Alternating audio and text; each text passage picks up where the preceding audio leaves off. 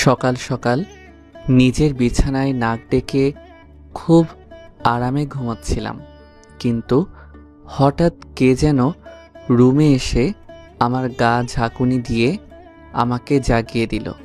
তারপর অনেক বিরক্তিকর একটা দৃষ্টি নিয়ে চোখ খুলে সামনে তাকাতেই দেখি ভাবি আমাকে ডাকছে। আবির, এই আবির, উঠ না ভাই আমার। উফ, আম্মু, কি হয়েছে? সকাল সকাল আমাকে এভাবে জ্বালাচ্ছ কেন? ঘুমাতে দাও না একটু।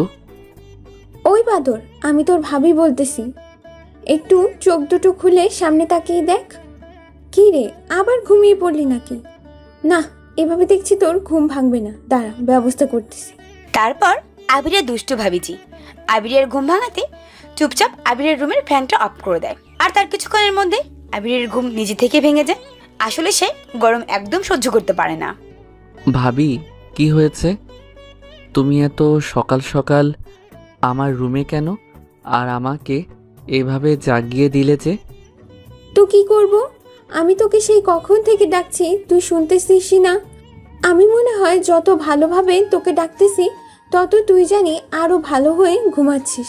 ফাজিল। সরি ভাবি, আসলে রাতে একটু দেরিতে ঘুমিয়েছিলাম তো, তাই। সারা রাত জেগে জেগে ফোনে মেয়েদের সাথে টাঙ্কি মারবি আর একদম দুপুরে ঘুম থেকে উঠবি। তোকে কতবার বলেছি যে রাতে তাড়াতাড়ি ঘুমাবে আর সকাল সকাল ঘুম থেকে উঠবি, এতে তোর শরীর মন দুটোই ভালো থাকবে। যাই হোক শোন, তোকে যে কারণে ডাকা। বলো। তুই একটু এখন উঠে নাস্তা করে বাজারে যা তো ভাই। কেন? আমি কেন বাজারে যাব? তোমার কোনো কিছুর দরকার হলে দারোয়ান চাচাকে পাঠাও। আরে দারোয়ান চাচা কি এত সকাল সকাল আসছে নাকি? আর তাছাড়া সব কাজ কি বাইরের লোকের দিয়ে হয়?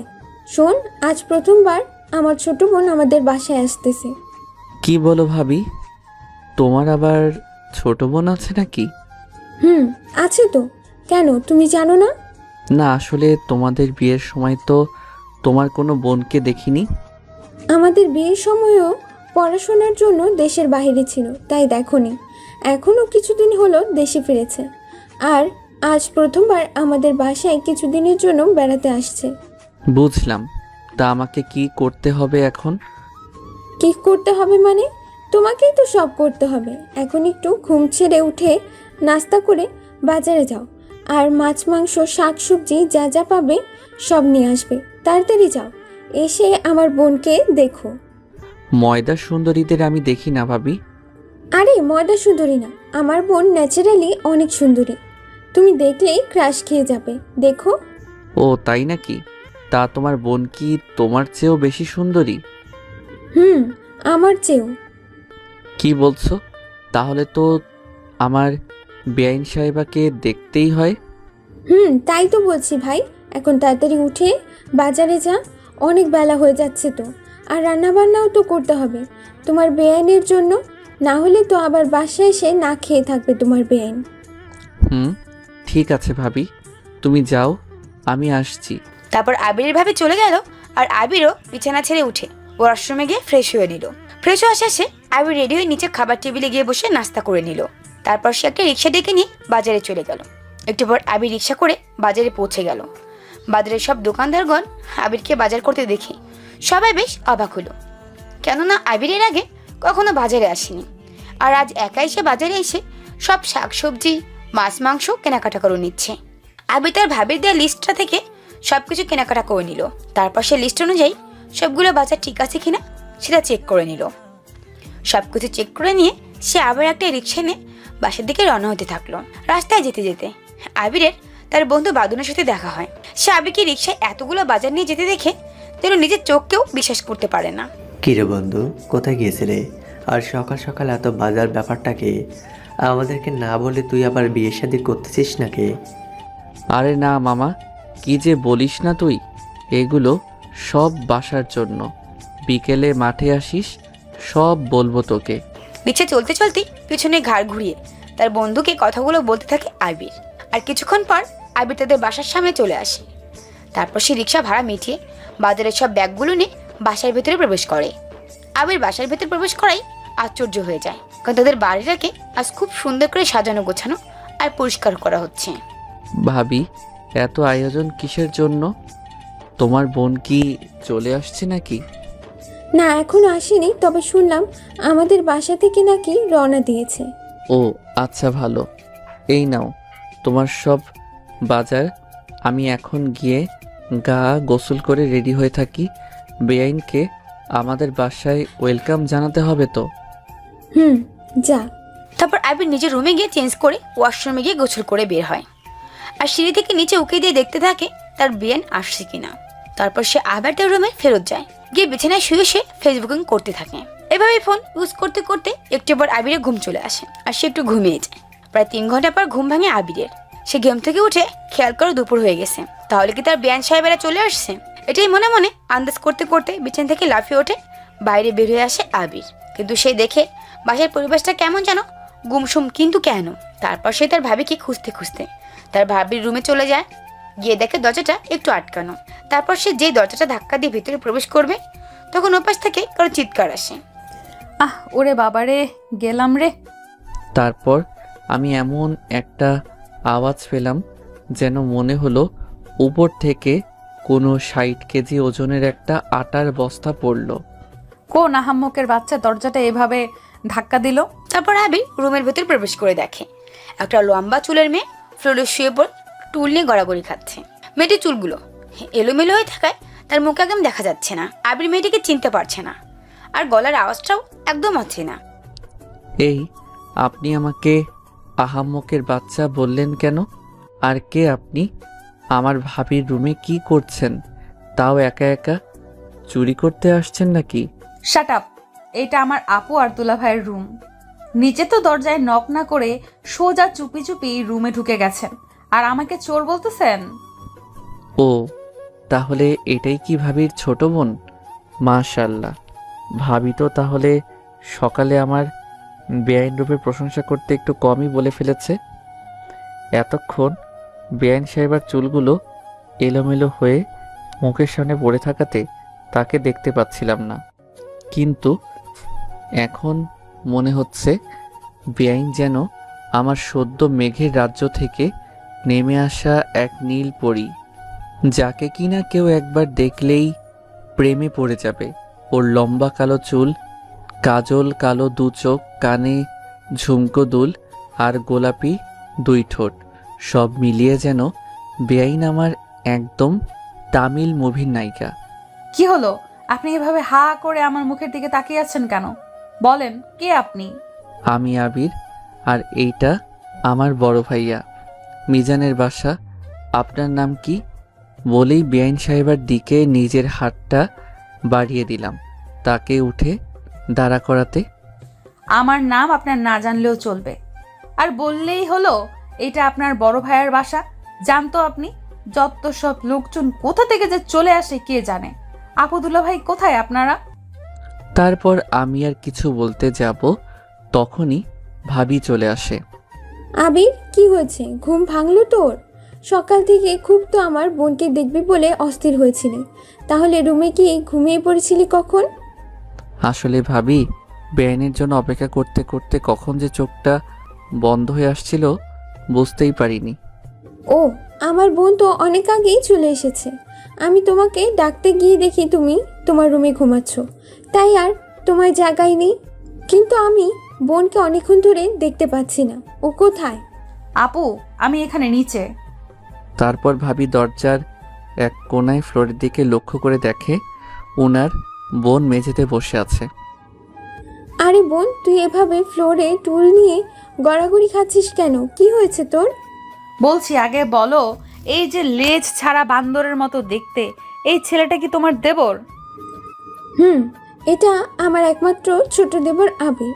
ও খুবই ভালো ছেলে। হয়েছে হয়েছে, কত যে ভালো ছেলে তা আমি ভালোই বুঝতে পারছি। কেন, কি হয়েছে? দেখো না, আমি দরজার এপাশে টুলের উপর দাঁড়িয়ে সানসেটের উপর আমার ব্যাগগুলো রাখছিলাম। তখন উনি হঠাৎ কোথা থেকে যেন চোরের মতো চুপি চুপি এসে দরজায় কোনো নক না করেই দরজাটা এক ধাক্কা দিয়ে ভেতরে আসলো, আর সাথে সাথে আমি টুল থেকে নিচে পড়ে গেলাম। বলো, এটা কোনো ভালো মানুষের কাজ? আহারে, ভালো মানুষ। তা আপনি ওয়ার্ড্রোব ছেড়ে আপনার ব্যাগপত্র সব সানসেটের উপর তুলে রাখতে যাচ্ছিলেন কেন? গাধা, ওখানে জায়গা ছিল না, তাই উপরে তুলে রাখতেছিলাম। ও আচ্ছা বোন, তুই এবার ওঠ। উঠছি আপু, একটু আমার হাতটা ধরে তুলো তো। দেখেছো ভাবি, তোমার বোন বিদেশে খেয়ে খেয়ে কেমন মোটু হয়ে গেছে, একা একা উঠতেও পারছে না। তারপর ভাবি বেআইনের দিকে হাতটা এগিয়ে দিল, আর আমিও। কিন্তু বেআইন আমার হাতটা ধরল না, মনে হয় রেগে আছে তাই। বেআইন তখন আমার দিকে দাঁত খিচিমিচি করে তার চোখ দুটো বড় বড় করে আমার দিকে তাকালো। ভাবি এসব দেখে মুচকি একটা হাসি দিয়ে আমার পিঠে ছোট্ট করে একটা চড় দিল। তারপর বেআইনকে তুলে দাঁড় করালো। আবির, পরিচিত হয়ে নাও। এই হচ্ছে আমার একমাত্র আদরের বোন ঈশিতা। ও কিছুদিন আগেই হঠাৎ বিদেশ থেকে পড়াশোনা শেষ করে দেশে ফিরেছে। আর আমাদের বাসায় এখন তো আব্বু আম্মু কেউ নেই, তারা সবাই ঢাকার বাইরে। তাই ঈশিতা কয়েকদিন আমাদের সাথে এই বাড়িতেই থাকবে। ও বেআইন সাহেবা, তাহলে এখন থেকে আমাদের বাসায় থাকবে? হুম, ও এখানে থেকেই কোনো একটা চাকরির অ্যাপ্লাই করবে। আর ঈশিতা, তুইও পরিচিত হয়ে নে। এই হচ্ছে আমার ছোট দেবর আবির। ও আমাদের সাথে এখানে থেকেই পড়াশোনা করে। তোর পাশের রুমেই আবির থাকবে। তোর যদি কোনো কিছুর দরকার হয় তাহলে ওকে বলবি। ঠিক আছে আপু, কিন্তু ওনাকে বলে দিও উনি যেন আবার হুটহাট করে আমার রুমে না ঢুকে পড়ে। না না, হুটহাট করে কেন ঢুকবো? বলে কই না হয় ঠুস করে ঢুকে পড়বো হাসু আপার মতো। আচ্ছা ঈশিতা, এখন তুই খেতে আয়, রান্নাবান্না সব শেষ। আবির, তুইও আয় ভাই। তুইও তো সেই সকালে খেয়ে বাজারে বের হয়েছিলি। আচ্ছা ভাবি, তুমি তোমার বোনকে নিয়ে যাও, আমি পেছন পেছন আসছি। তারপর আবিরের ভাবি ঈশিতাকে নিয়ে রুম থেকে বের হয়ে চলে গেল। তারপর আবির তার রুমে গিয়ে ফ্রেশ হয়ে নিচে খাবার টেবিলে এসে বসলো। তারা সবাই একসাথেই খেতে বসেছে। আবির ঈশিতার সামনে চেয়ারটাতে বসেছে। তারা সবাই বসে খাবার খাচ্ছে। আবির খেতে খেতে ঈশিতার দিকে তাকিয়ে দেখে ঈশিতা খাচ্ছে না, শুধু খাবারটা হাত দিয়ে নাড়াচাড়া করে যাচ্ছে, আর কেমন যেন মনে হচ্ছে রেগে আছে। এ দেখে আবিরের মাথায় একটা দুষ্টু বুদ্ধি নাড়া দিল, আর আবির তার পা দিয়ে ঈশিতার পায়ে সুরসুরি দিতে থাকলো আর বলল, কি হলো বিদেশি বেআইন, দেশের মাটিতে পা দিয়ে বাঙালি কোনো খাবার মনে হচ্ছে আপনার পছন্দ হচ্ছে না? খাবারের প্লেট সামনে নিয়ে বসে আছেন কেন? আমার ভাবি কিন্তু অনেক মজার রান্না করে, খেয়ে দেখেন। আমার অভ্যাস আছে, আর ভুলে যায়েন না আমিও বাঙালি। পড়াশোনার জন্য দেশের বাইরে ছিলাম বলে যে সব ভুলে গেছি তা না। তাহলে খান। খাচ্ছি। তারপর ঈশিতা আবিরের দিকে তাকিয়ে মুখ বাঁকিয়ে তারপর খাওয়া শুরু করলো। এটা দেখে আবির মনে মনে বলল, বিআইন আমার এখনো আমাকে মেনে নিতে পারেনি, তাই তার সাথে আর একটু মজা করা যাক। তারপর আবির প্রথমবারের মতো যখন আবার ঈশিতার পায়ে সুরসুরি দিতে যাবে, তখন ঈশিতা সেটা টের পেয়ে আবিরের পা তার পায়ের কাছে ঘেঁষতে দেখে ঈশিতা আবিরের পায়ে জোরে একটা লাথি, সাথে সাথে আবির চিৎকার করে ওঠে। আও! আবির, কি হলো ভাই? এভাবে চিৎকার করছিস কেন? কিছু না ভাবি, ওই একটু বিড়াল পায়ে খামচি দিল তাই। বিড়াল? কোথায় বিড়াল? টেবিলের নিচে ছিল, এখন চলে গেছে ভাবি। তুমি খাও। দুষ্টু কোথাকার, চুপচাপ খা। তারপর আবির খাওয়া দাওয়া শেষ করে নিজের রুমে গিয়ে একটু রেস্ট করেন। এখন বাজে প্রায় 3:30। আর একটু পরে বিকেল হয়ে আসবে। আবির নিজের রুমে বসে ফোন গেমস খেলছিল। ওইদিকে মায়ের তার সব জিনিসপত্র রুমে গোছাতে থাকে আর নানান শব্দ করতে থাকে, যেগুলো আবিরের কানে সহ্য হচ্ছিল না। কখনো চেয়ার টেবিল সরানোর শব্দ, তো আবার কখনো দেয়ালে লোহা আটকানোর শব্দ। সব মিলে আবিরের জন্য বড্ড বেশি বিরক্ত লাগছে। তাই সে রেগে মেগে ফোনটাকে রেখে বিরক্তি নিয়ে মাইমার রুমের সামনে গিয়ে দাঁড়ায় আর দেখে মাইমা দেয়ালে কিছু একটা আটকানোর জন্য লোহার হাতুড়ি পেটাচ্ছে। এই যে বেআইন সাহেবা, কি হচ্ছেটা কি? এত আওয়াজ করছেন কেন? দেখছেন না আমি ফোনে গেমস খেলছি, আর পুরো দেওয়ালটাতে এভাবে হাতুড়ি পেটাচ্ছেন কেন? দেওয়ালটা ভেঙে ফেলবেন নাকি? আপনি কি দিন কানা, চোখে দেখতে পাচ্ছেন না আমি দেওয়ালে ছবি টানাবো বলে লোহা আটাচ্ছি? তাই বলে এত জোরে জোরে আপনি দেওয়ালে আঘাত করবেন, দেওয়ালটা ভেঙে ফেলবেন নাকি? ভেঙে ফেলবো। আমার আপু দুলা ভাইয়ের বাসা, আমি যা ইচ্ছা তাই করবো, তাতে আপনার কি? ভুলে যায়েন না, এটা আমারও ভাইয়ার বাসা, ওকে? আর ভাইয়ার বাসা মানেই অর্ধেক আমার বাসা, আমিও এই বাসার অর্ধেক মালিক।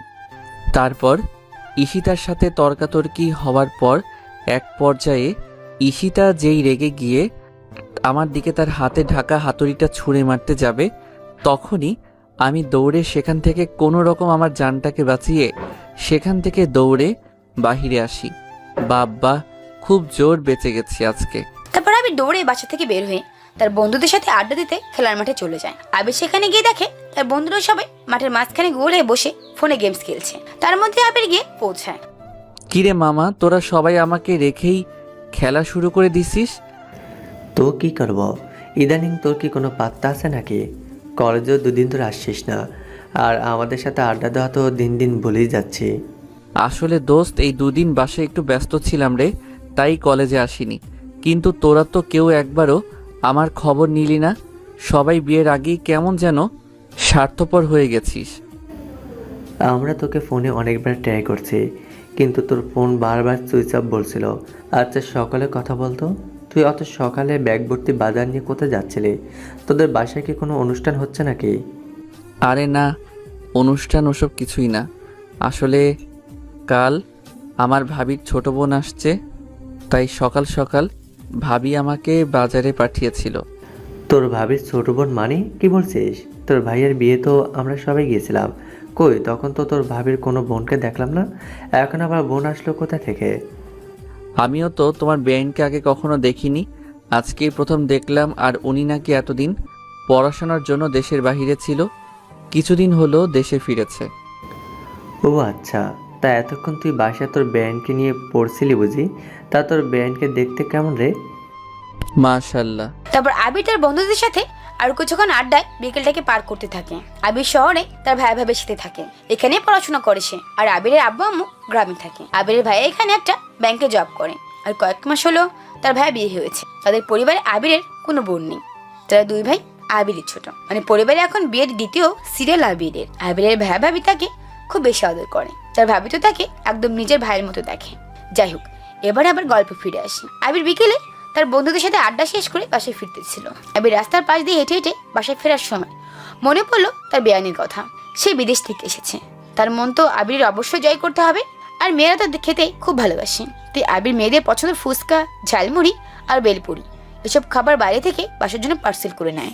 তারপর সে সব নিয়ে পুনরায় বাসার দিকে হাঁটতে থাকে। হাঁটতে হাঁটতে সে বাসার সামনে চলে আসে। এরপর গেট খুলে বাসায় প্রবেশ করে দেখে ঈশিতা এখানে নেই, মানে সে তার রুমে আছে। তারপর আবির তার ভাবিকে খুঁজতে থাকে আর দেখে তার ভাবি কিচেনে দাঁড়িয়ে সবজি কাটছে। আবিরকে দেখে তার ভাবি বলল, কি আমার ভাইটার কিছু লাগবে নাকি? হ্যাঁ, তোমার বোনকে লাগবে। কি বললি দুষ্টু? মানে ভাবি, তোমার বোনের জন্য বাইরে থেকে নাস্তা নিয়ে আসছিলাম, এগুলো তোমার বোনের জন্য।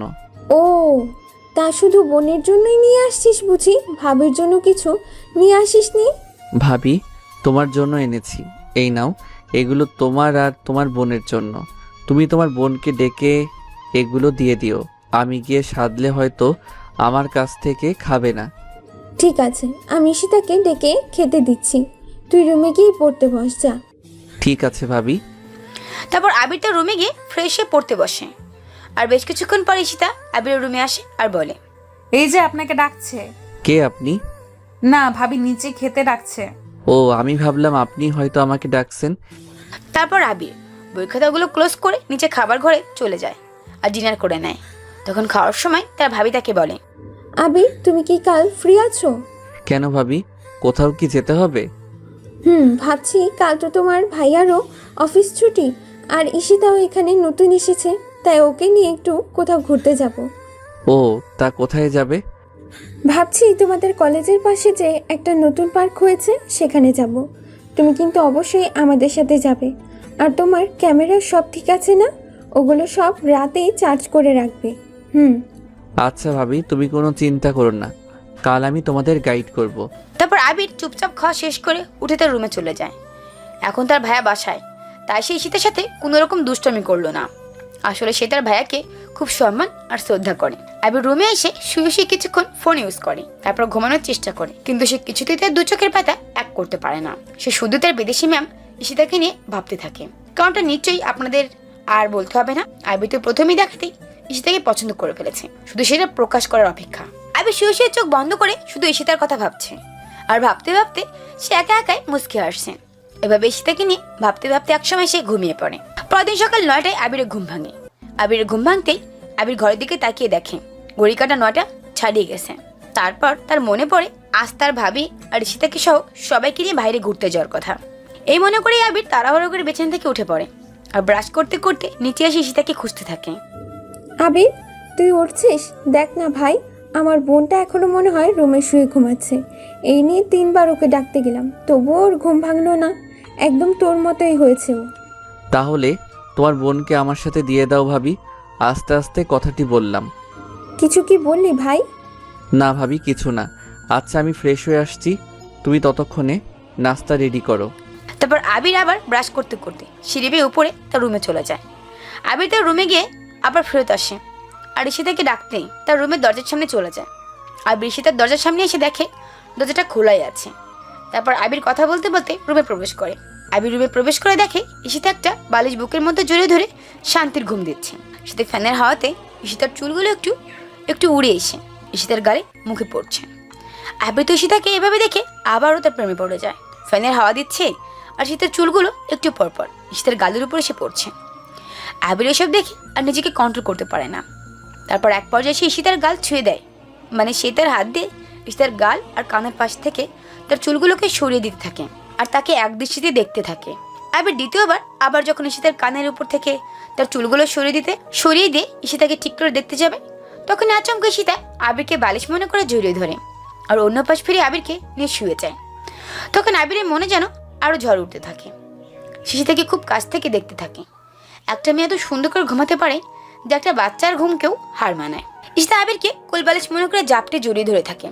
একসময় আবির একটু দুষ্টুমি করে যে ঈশিতার নরম শরীরকে জড়িয়ে ধরতে যাবে, তখনই আবার আবিরের হাতে স্পর্শ পেয়ে ঈশিতা ঘুম থেকে জেগে ওঠে আর আবিরকে তার পাশে শুয়ে থাকতে দেখে ভয় চিৎকার করে ওঠে।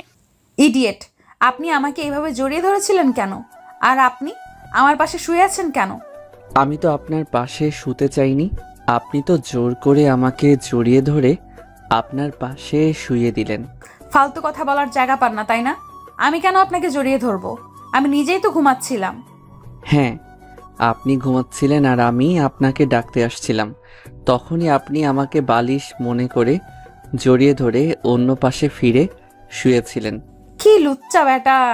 আমি আপনাকে ঘুমের মধ্যে বালিশ মনে করে জড়িয়ে ধরলাম আর আপনি আমার পাশে শুয়ে পড়লেন। গাধা কোথাকার! তো কি করব, আসলে আপনার হাত এত নরম যে নিজেকে ছাড়াতে ইচ্ছা করছিল না। আমার তো ভালোই লাগতেছিল। ইস, যদি সারা জীবন এভাবে আপনাকে জড়িয়ে ধরার লাইসেন্সটা পেয়ে যেতাম। তবে রে, দাঁড়ান, আপনাকে দেখাচ্ছি মজা। যত সব বাজে বাজে কথা। এই বলে ঈশিতা রেগে গিয়ে আমাকে এক লাথি দিয়ে বিছানা থেকে ফেলে দিল আর চাদরের সাথে নিজের গা জড়িয়ে ঈশিতাও সোজা এসে আমার বুকের উপরে পড়ল। ভাগ্যের কি মহিমা, আমি শুয়ে আছি আর বেআইন আমার বুকের উপরে শুয়ে আছে। সুযোগ কি আর বারবার আসে? তাই আমি দুষ্টুমি করে এই সুযোগটাকে কাজে লাগালাম। তারপর ঈশিতার গাল তো টেনে ঈশিতার কপালে একটা চুমু দিয়ে বললাম, বেআইন, রাগলে কিন্তু আপনাকে দেখতে দারুণ লাগে, একদম যেন পাক্কা ঝালমরিচ। তারপর ঈশিতার কিছু বলতে যাবে, তখন তার বোন অর্থাৎ আখির ডাক চলে আসে। মানে অনেক বেলা হয়ে যাওয়াতে সে তাদের ব্রেকফাস্টের জন্য ডাকছে। ঈশিতা তার বোন আখির গলা শুনে তাড়াহুড়ো করে আবির উপর থেকে উঠে দাঁড়ায় আর আবির উঠে দরজার এক কোনায় দাঁড়িয়ে পড়ে। ঈশিতা, এই ঈশিতা, কি রে, তুই এখনো ঘুমাচ্ছিস? উঠে দেখ কটা বাজে। তুইও দেখি আবিরের মতো একদম ঘুম কাতুরে। এই কি আবির, তুইও দেখি এখানে? তোকে না বললাম ফ্রেশ হয়ে খাবার ঘরে আয়? ভাবি, আমি তোমার বোনকে ডাকতে আসছিলাম। বেআইন নতুন নতুন আমাদের বাসায় এসেছে, তাকে ছেড়ে খাই কিভাবে বলো তো? তাই তোমার বোনকে ডাকতে আসছিলাম। এসে দেখি তোমার বোন ঘুমাচ্ছে। ও আচ্ছা, তা বিছানার চাদর ফ্লোরে পড়ে কেন ইসি? না মানে আপু, ভাবি, তোমার বোন ঘুমের মধ্যে বিছানা থেকে পড়ে গেছিল, আমি এসে ওকে উঠালাম। তাই নাকি? খুব ভালো করছিস ভাই। ঈশিতা, তুই ব্যথা পাসনি তো? না আপু, ব্যথা পাইনি। তারপর আবির আর শীতের মাথা নেড়ে আখির কথা সম্মতি জানায় আর তারা দুজনে ফ্রেশ হয়ে নিচে খাবার ঘরে এসে বসে ব্রেকফাস্ট করতে থাকে। আখি, ঈশিতা, আবিরের ভাইয়ের তিনজনই খাবার খাচ্ছে, কিন্তু আবির শুধু খাবার হাত দিয়ে নাড়াচাড়া করে যাচ্ছে। এটা তার ভাবি আখি লক্ষ্য করে বলে, কি ব্যাপার আবির, আজকের রান্না কি ভালো হয়নি? তুমি খাচ্ছ না যে? না মানে ভাবি, এমনি ক্ষুধা নেই। ক্ষুধা নেই মানে? তুমি তো সকাল থেকে কিছু খাওনি, তাহলে ক্ষুধা নেই কেন? কে বলছে ভাবি আমি কিছু খাইনি? আজকে সকালে আমি অনেক দামি একটা জিনিস খেয়েছি, তাই পেট আর মন দুটোই ভরে গেছে। ও তাই নাকি? তা শুনি, তুমি কি এমন দামি জিনিস খেয়েছো আমাকে না দিয়ে? সরি, এটা বলা যাবে না ভাবি, অনেক দামি জিনিস খেয়েছি। বলো না ভাই আমার। শুনবে? আচ্ছা তাহলে শোনো, কানে কানে বলি। তারপর আবির যেই তার ভাবির কানে কানে কিছু একটা বলতে যাবে, তখন ঈশিতা জোরে আবিরের পায়ে সেদিনের মতো একটা লাথি দেয়, আর সাথে সাথে আবির চিৎকার করে ওঠে। আউ! ওরে শয়তান, এর জন্য কানে কানে বলতে চাইলি? না ভাবি, আসলে ওই যে বিড়াল পায়ে কামড়ে দিয়েছিল তো, তাই। আমি বুঝি না, সেই বিড়ালকে কি শুধু তুমিই দেখতে পাও? আমরা কেন দেখতে পাই না? যাই হোক, এখন দুষ্টুমি ছেড়ে তাড়াতাড়ি খেয়ে নাও। আমরা আর 1 ঘন্টার মধ্যেই বের হব, আর বিকেলের মধ্যে বাসায় চলে আসবো। ঠিক আছে ভাবি। আপনাদের নিশ্চয়ই মনে আছে তারা কোথায় বের হওয়ার কথা বলছে, তাই আর মনে করিয়ে দিলাম না। যাই হোক, তারপর খাওয়া দাওয়া শেষ করে তারা সবাই যে যার রুমে গিয়ে একটু রেস্ট করে সবাই পার্কের উদ্দেশ্যে বের হওয়ার জন্য রেডি হতে থাকে। আবিরটার রুমে রেডি হচ্ছে, সে একটা নীল পাঞ্জাবি আর সাদা পাজামা পরেছে। আর ঈশিতা যেহেতু দেশের বাইরে অনেকটা সময় বড় হয়েছে, তাই সে শাড়ি পরতে পারে না, বিধায় সে 3 পিস আর ওড়না পরে নেয়। ওদিকে আবিরের ভাই আর ভাবি দুজনে রেডি হয়ে নেয়। তারপর তারা সবাই মিলে একত্রিত হয়ে বাসা থেকে বের হয়। বাসা থেকে বের হয়ে তারা 2টা রিক্সা দেখে নেয়। একটা রিক্সায় আবিরের ভাই আর ভাবি বসে, আর অন্য একটা রিক্সায় আবির আর ঈশিতা বসে। আবির ঈশিতার পাশাপাশি বসে আছে, কেউ কোনো কথা বলছে না। রিক্সা চলছে আর হালকা হাওয়াতে ঈশিতার চুলগুলো উড়ে এসে আবিরের মুখে পড়ছে। ঈশিতা তো অন্যদিকে তাকিয়ে আছে, এদিকে আবিরের 2 চোখ বন্ধ করে ঈশিতার চুলের ঘ্রাণ নিতে থাকে। ঈশিতার মিষ্টি চুলের গন্ধে আবির পাগল হয়ে যাচ্ছে। এভাবেই কিছুক্ষণ পর তারা তাদের গন্তব্যে পার্কের সামনে চলে আসে। এরপর রিক্সা ভাড়াগুলো মিটিয়ে ওরা 4 জন পার্কের ভিতরে প্রবেশ করে। পার্কের ভিতরে প্রবেশ করে আবিরের ভাইয়া আর আবির একসঙ্গে একদিকে ঘুরতে যায়। আবির আর ঈশিতাকে তারা একা ছেড়ে দেয়। আবির ঈশিতাকে নিয়ে পার্কে ঘুরে ঘুরে দেখাতে থাকে। এখন যেহেতু তার ভাইয়া ভাবি তাদের সাথে নেই, তাই এই সুযোগটাকে একটু কাজে লাগাতে আবির একটা মিথ্যা আশ্রয় নেয়। আর সে পার্কে একটু সামনে এসে কয়েকজন বকাটে টাইপের ছেলেদেরকে দেখিয়ে ঈশিতাকে বলে, বেআইন, আমার হাত ধরুন। কেন? আমি কেন আপনার হাত ধরবো? ওই যে দূরে ওই ছেলেগুলোকে দেখতে পাচ্ছেন, ওরা এখানে সিঙ্গেল কোনো মেয়ে দেখলেই তাদেরকে সবাই মিলে ইফটিজিং করে আর অনেক আজে বাজে কথা বলে। আপনি আমার সাথে যেভাবে হাঁটছেন তাতে আপনাকেও ওরা কিছু বলতে পারে, তাই আপনি যদি এখন আমার হাত ধরে আমার পাশাপাশি হাঁটেন তাহলে ওরা আমাদেরকে দেখে গার্লফ্রেন্ড বয়ফ্রেন্ড মনে করবে আর ওরা আমাদেরকে কিছু বলবে না। তারপর ঈশিতা আবিরের কথায় ওই ছেলেগুলোর দিকে তাকায়। তাকিয়ে দেখে ছেলেগুলো দেখতে কেমন গোন্ডা টাইপের, আর তারা ওখানে তখন স্মোক করছিল। তা দেখে আবিরের কথাটা ঈশিতার কিছুটা বিশ্বাস হয়। কি হলো, কি ভাবছেন? বলেই আবির ঈশিতার হাত ধরে নেয়। ঈশিতা তখন আর কিছু বলে না। তারপর আবির আর ঈশিতা দুজনের হাত ধরে পাশাপাশি হাঁটতে থাকে আর কথা বলতে থাকে। তারপর আবির ওসব ছেলেগুলোকে পাশ কাটিয়ে সেখান থেকে কিছুটা সামনে চলে আসে। এসে ঈশিতার হাত ধরে আবার থমকে দাঁড়িয়ে যায়। কি হলো? আপনি এভাবে দাঁড়িয়ে পড়লেন কেন? আর এখনো আমার হাত ধরে আছেন? বেআইন, আমার তো খুব ভয় করতেছে। দেখেন ওই ছেলেগুলো আমাদেরকে মনে হয় সন্দেহ করছে। ওই দেখুন আমাদেরকে কিভাবে দেখতেছে। আরে ধুর, আপনি আমার হাত ছাড়েন তো। সন্দেহ করুক আর যাই করুক, যেটাই হোক, আপনি ওদের সাথে গিয়ে মোকাবেলা করবেন। এত ভীতু কেন আপনি? ফিল্মের মতো মারামারি করতে পারবেন না? না, আসলে আমি ছোটবেলা থেকেই মারামারিকে ভীষণ ভয় পাই। ওই দেখেন ছেলেগুলো আমাদের দিকে আসছে। ওরে বাবা রে, বলেই বেআইনকে জড়িয়ে ধরলাম। ওই ছাড়েন ছাড়েন, কি করতেছেন? দেখুন আমি কিন্তু চিৎকার করব। আপু ভাইয়া তোমরা কোথায়?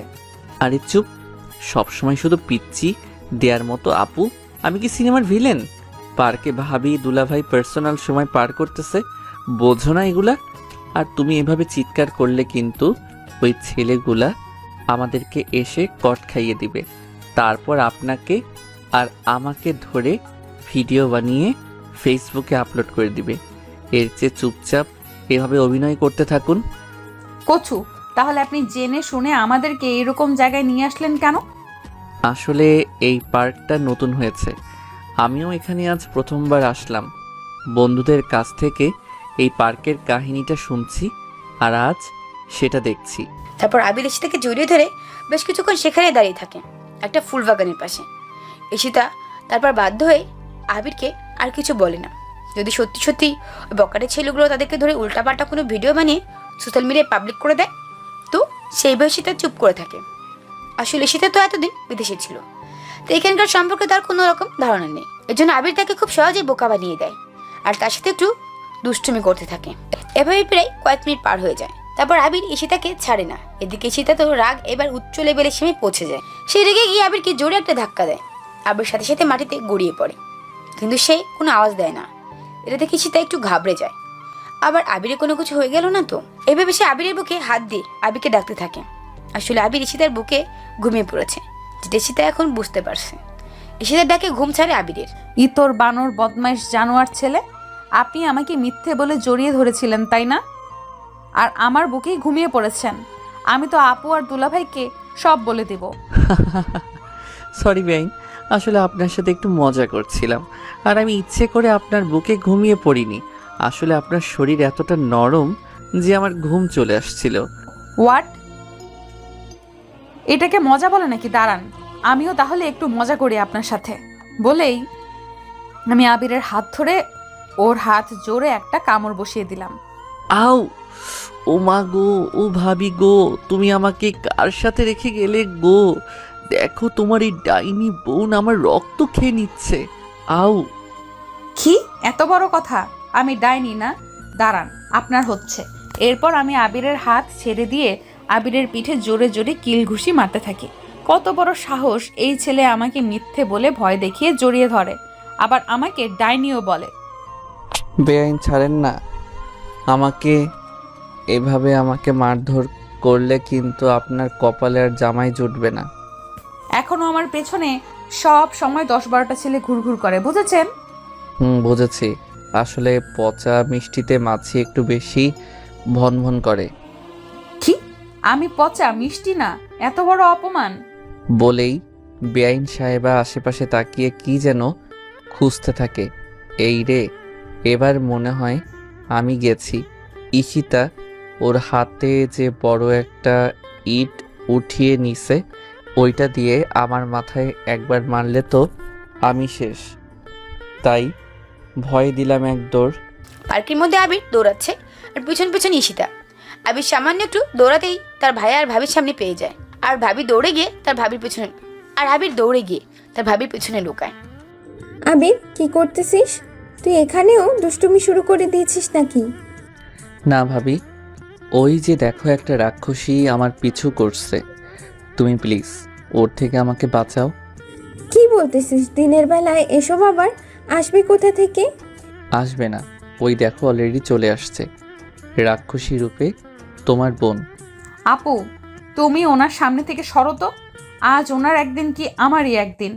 আমি এই ইট দিয়ে আজ ওনাকে মার্ডার করে ফেলবো, তারপর জেলে চলে যাব। কেন? ও আবার তোকে কি করেছে? আর তুই বড়দের সাথে এমন ব্যবহার করছিস কেন? দিন দিন কি বেয়াদব হয়ে যাচ্ছিস? খুব তো ওনার সাইড নিয়ে কথা বলতেছো। তুমি কি ওনার বোন নাকি আমার? তুমি জানো উনি আমার সাথে কি করছে? কি করেছে? আমি বলতে পারবো না আপু, তুমি সরো তো। দেখছো ভাবি, তোমার বোন কেমন রেগে আছে। তুমি প্লিজ ওর হাত থেকে আমাকে বাঁচাও। ঈশিতা, হাত থেকে ওটা ফেলে দে বলছি।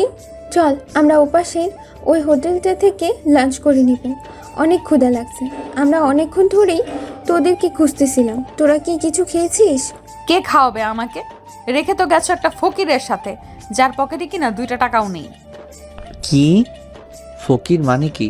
ভাবি দেখো, তোমার বোন আমাকে এসব কি বলছে। কেন, ভুল কিছু বলেছি নাকি? ফকিরই তো আপনি। যার মানিব্যাগে কোনো টাকা থাকে না সে তো ফকিরই। হয়েছে, তোরা একটু এখন থাম। ঈশিতা, চল লাঞ্চ করতে যাব। তারপর আমরা পার্কের পশ্চিম সাইডটা ঘুরেই বাসায় চলে যাব। তারপর আখি তার বোনের হাত ধরে উল্লেখিত সেই হোটেলটিতে নিয়ে যায় আর সবাই মিলে লাঞ্চ করতে থাকে। সেখানে গিয়ে তারা 4 প্লেট খাবার অর্ডার দেয় আর সবাই মিলে লাঞ্চটা সেরে নেয়। লাঞ্চ শেষ করে সবাই আবার হোটেল থেকে বের হয়। এরপর তারা পার্কের পশ্চিম সাইডটা ঘুরে দেখতে থাকে। এবার তারা 4 জন একসাথে পার্কটা ঘুরে দেখতে থাকে, কিন্তু 4 রাস্তায় একটা রাস্তার সামনে গিয়ে আবির ঈশিতার পিছন পিছন হাঁটতে থাকে। আর সুযোগ বুঝে আবির ঈশিতার মুখ চেপে ধরে ফিল্মি স্টাইলে পেছন থেকে ঈশিতাকে কোলে তুলে নিয়ে অন্য একটা সাইডে চলে আসে। তারপর সাইডে এনে আবির ঈশিতাকে কোল থেকে নামিয়ে দিলে ঈশিতার রাগে তার চোখগুলোকে লাল গুটিয়ে করে আবিরের দিকে তাকায় আর বলে, এগুলো কি ধরনের অসভ্যতা আপনার? আপনি আমাকে এইভাবে টাচ করছেন কেন? আর আমাকে আপুর কাছ থেকে আমাকে কোলে তুলে সাইডে নিয়ে আসলেন কোন উদ্দেশ্যে? বলেই আমি 1 পা 2 পা করে পেছনে পিছিয়ে আসতে থাকি। আরে আমার বদরাগী বেআইন ভাইয়া আর ভাবির তো নতুন বিয়ে হয়েছে, আর তারা প্রথমবার কোথাও ঘুরতে আসছে। তাদের একটা প্রাইভেসি তো অবশ্যই থাকা দরকার, তাই তাদেরকে একটু একা ছেড়ে দিলাম আর আমরা এক পাশে কেটে পড়লাম। একটু পর আমরা আবার এক হয়ে যাব, ভয় পেয়ে না, আমি তোমাকে কিছু করব না। সেসব তো শুধু আপনিই বলতেছেন। কোথায় ভাইয়া আর ভাবির মধ্যে তো আমি তেমন কোনো প্রেম দেখতে পাচ্ছি না। তারা কি তোমাকে আর আমাকে দেখিয়ে দেখিয়ে প্রেম করবে নাকি? সেটাও কথা। এবার চলেন আমরা এই পাশটা ঘুরে দেখি।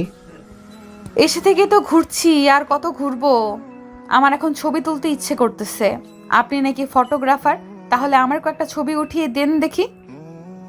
ছবি ভালো লাগলে অ্যাওয়ার্ড দিব। কি অ্যাওয়ার্ড দিবেন শুনি? আপনি যা চাইবেন তাই দিব। যদি আপনার মনটাকে চেয়ে বসি তাহলে কি সেটাও দিবেন? কি? কিছু না, চলুন ওদিকটাই চলুন, ওদিকে ছবি সুন্দর আসবে। তারপর আবির ঈশিতাকে নিয়ে সুন্দর একটা প্লেসে চলে যায় আর ঈশিতার ফটোশ্যুট করতে থাকে। আবির ঈশিতার বিভিন্ন পোজের ছবি তুলতে থাকে, তারপরে সেগুলো ঈশিতাকে দেখায়। বাহ, এমনিতেই আপনি কোনো কাজের না হলেও ছবি কিন্তু বেশ ভালোই তুলতে পারেন। আসলে ছবির সাবজেক্টই যদি এত সুন্দরী কেউ থাকে তাহলে ক্যামেরাম্যান তো সুন্দর ছবি তুলতে বাধ্য। বেশ ভালোই পাম দিতে পারেন আপনি। সত্যি বলছি, আপনি অনেক সুন্দরী। এই মুহূর্তে আপনার কি দরকার জানেন? কি? আমার মতো কেউ একজন যে কিনা এই মুহূর্তে আপনার চুলে একটা লাল রক্তজবা গোলাপ ফুল গুজে দিয়ে বলতে পারবে ভালোবাসি। কিন্তু আমার লাইফে তো এরকম কেউ নেই। না বেস্ট ফ্রেন্ড, না তো বয়ফ্রেন্ড। তাই? ইয়েস, তাহলে তো আমার লাইন ক্লিয়ার। আপনার লাইন ক্লিয়ার মানে? না কিছু না, চলুন অন্যদিকে যাই। তারপর আবির তার ক্যামেরাটাকে একটা টিস্যু পেপার দিয়ে মুছে চুমু খেতে থাকে। আপনি কি পাগল হয়ে গেলেন নাকি? ক্যামেরায় চুমু খাচ্ছেন? আমার ক্যামেরাটা এত সুন্দর তাই? ক্যামেরা আবার কিভাবে সুন্দর হয়? ক্যামেরা তো ক্যামেরাই। সুন্দর হয় গো বিদেশি ম্যাম, যদি আপনার মতো কোনো সুন্দরীর ছবি তাতে থাকে। তারপর আবিরের কথা ঈশিতা একটু মুচকি হাসে আর তারা দুজন আবার পাশাপাশি হাঁটতে থাকে। হাঁটতে হাঁটতে তারা একটি আইসক্রিমের দোকানের সামনে চলে আসে আর আইসক্রিম ঈশিতার খুব প্রিয়, তাই সে আইসক্রিমের ফ্রিজ দেখে লজ্জা শরমের মাথা খেয়ে আবিরকে বলে, এই যে মিস্টার ফকির, আপনার পকেটে কি টাকা আছে? আছে। কেন, কিছু খাবেন নাকি? না হলে আবার ভাবির কাছে গিয়ে বলবেন আমি আপনাকে খাওয়াইনি। আমি একটা কিপটা। হ্যাঁ, আইসক্রিম। আইসক্রিম? ওকে, আপনি দাঁড়ান, আমি নিয়ে আসছি। তারপর আবির ঈশিতাকে ওখানে দাঁড় করিয়ে রেখে একটা আইসক্রিম নিয়ে আসে আর ঈশিতার হাতে দেয়। নিন। একটা কেন, আপনি খাবেন না নাকি? পকেটে টাকা শেষ। আপনি বললে পুরো আইসক্রিমের দোকানটাই আপনার জন্য কিনে নিয়ে আসতে পারবো, আর আমি এসব বাচ্চাদের খাবার খাই না। নিজে মনে হয় বুইড়া বেটা। তারপর একটা ব্রেঞ্চে বসে ঈশিতা আইসক্রিম খেতে থাকে আর আবির তার দিকে তাকিয়ে দেখতে থাকে। কি ব্যাপার, আপনি এইভাবে আমার দিকে তাকিয়েছেন কেন? আসলে আপনি এত সুন্দর যে সব সময় আপনার দিকে তাকিয়ে থাকতে ইচ্ছা করে। আমার দিকে নাকি আমার আইসক্রিমের দিকে? হ্যাঁ, আপনি আমার দিকে এইভাবে দেখবেন না, তাহলে আমার পেট খারাপ করবে। তাহলে আপনার খাওয়া আইসক্রিম থেকে আমাকে একটু ভাগ দেন না? না না, আমি আমার জিনিসের ভাগ কাউকে দেই না। আপনার যদি খেতে ইচ্ছে হয় তাহলে দোকান থেকে আরেকটা নিয়ে আসেন, আর চিন্তা করবেন না, আপুর কাছ থেকে আমি আপনাকে সব টাকা দিয়ে দেব। এরকম করছেন কেন হিংসুটে ম্যাম? আমার আপনারটা থেকেই চাই একটুখানি। আমি তো এখনই মুখ লাগিয়েছি, খেতে পারলে খান, কিন্তু একটু খাবেন কিন্তু। সমস্যা নেই বলেই আমি ঈশিতার হাতের উপর আমার হাত দিয়ে ধরে ওর হাতের আইসক্রিমটাতে একটা কামড় বসিয়ে দিলাম আর কামড়ে পুরো আইসক্রিমটাই ভেঙে গেল। একটু আপনি আমার আইসক্রিমটায় কামড় দিয়ে ভেঙে ফেললেন। আপনি তো একটা লক্ষ্মী ছাড়া ছেলে। ছি ছি বিয়ান, সামান্য একটা আইসক্রিম খেয়ে ফেলছি বলে আপনি আমাকে লক্ষ্মী ছাড়া ছেলে বলতেছেন? তো আর কি বলবো আপনাকে, বান্দর কোথাকার।